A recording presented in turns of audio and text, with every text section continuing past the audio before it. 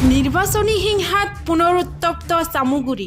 ৰকিবুলৰ পুত্ৰ মনোনয়ন যাত্ৰাৰ সময়তে বিজেপিৰ আক্ৰমণৰ অভিযোগ তানজিল হুছেইনৰ সমদলত বাধা প্ৰদানৰ চেষ্টা বহু বিজেপি নেতাকৰ্মীৰ বাতৰি সংগ্ৰহৰ বাবে যোৱা সাংবাদিকৰ ওপৰতো আক্ৰমণৰ অভিযোগ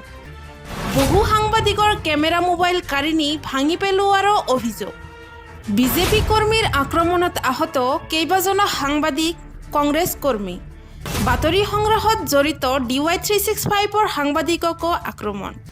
বৰমাৰ ৰাছিদুল আৰু আইনুদ্দিন নামৰ দুজনৰ নেতৃত্বত আক্ৰমণৰ অভিযোগ শতাধিক বিজেপি কৰ্মীয়ে আবদ্ধ কৰাৰ চেষ্টা কৰে তানজিলৰ সমদল বহু বাহনতো দলবদ্ধ আক্ৰমণ চলোৱাৰ অভিযোগ বিজেপিৰ সভাৰ কাষেৰে পাৰ হৈ গৈছিল কংগ্ৰেছ দলৰ ৰেল চামুগুৰি বিধানসভা উপনিৰ্বাচনক কেন্দ্ৰ কৰি সমষ্টিটোত অব্যাহত আছে উত্তেজনা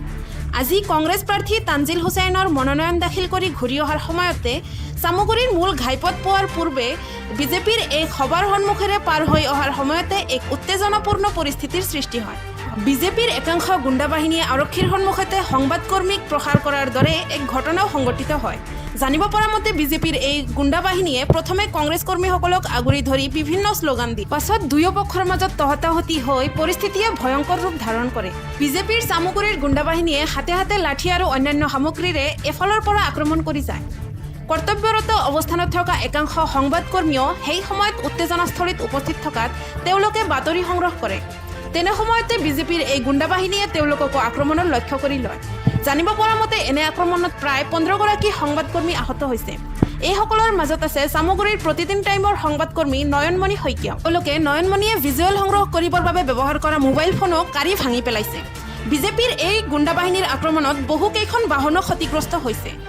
এইসকলৰ দৃশ্য আৰক্ষীৰ সন্মুখতেই সংঘটিত হয় যদিও আৰক্ষীয়ে বিশেষ কোনো পদক্ষেপ গ্ৰহণ কৰাৰো পৰিলক্ষিত নহল